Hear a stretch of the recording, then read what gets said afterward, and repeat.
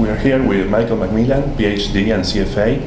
He is the Director of Ethics and Professional Standards at CFA Institute. Hello, Michael. How are you? I'm doing well today. Glad to be here. Glad to have you here. So, why do you think ethics is important in the current financial markets? I think ethics is especially important right now.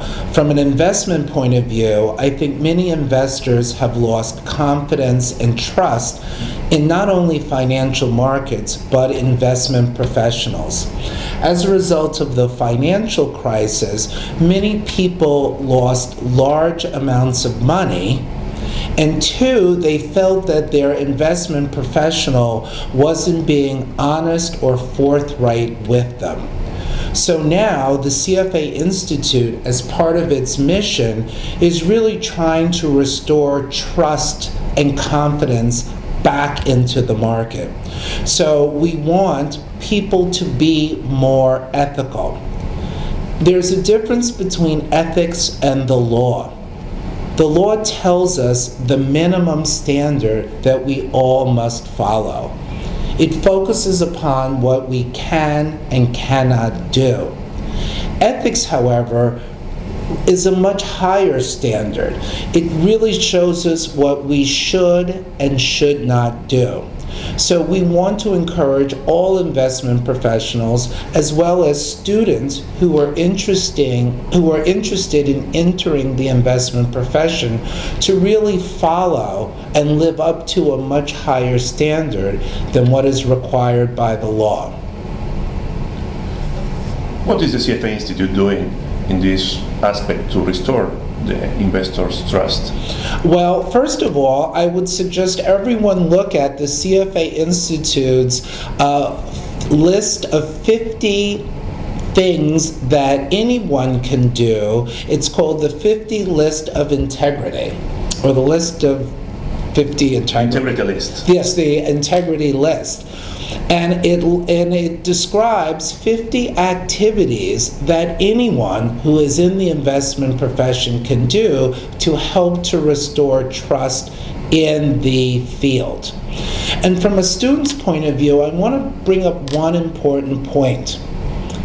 Ethics is so important that if you go to interview with a prospective employer, you're going to be sitting there as a student telling this employer the grades that you received in school, the courses that you took in school, and perhaps what your prior work history is.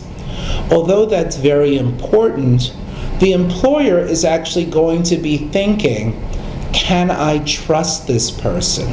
Is this person going to do anything that's going to embarrass me or embarrass my company? So at this point, grades, although they are important to an employer, ethics and being able to act ethically is even more important.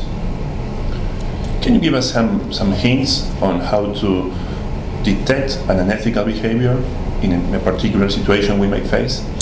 Yes, the key issue with ethical behavior, and I should say this, I believe that 95% of the investment professionals out there are very ethical people.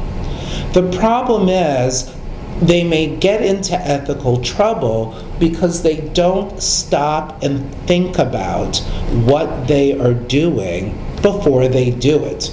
So at CFA Institute, we actually define ethics as effective thinking about honesty, integrity, character, and suitability. So ethics and behaving ethically starts with thinking about it, stopping and saying, am I putting my clients first? Is this something that's going to compromise my independence and objectivity?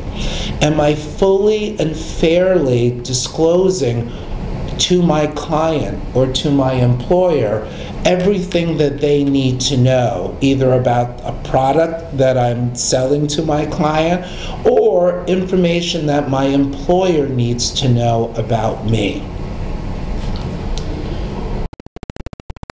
Can you tell me about this new certificate that the CFA Institute is developing? Yes, I'm glad you asked about that. The new certificate is called Claritas, and the CFA Institute will be introducing the certificate in May of 2013. And the target audience for this certificate are people who work in the investment field but who are not investment decision makers. These people work on the investment team. It consists of perhaps people who work in a human resource area, people who work in a marketing area, or people who work in operations.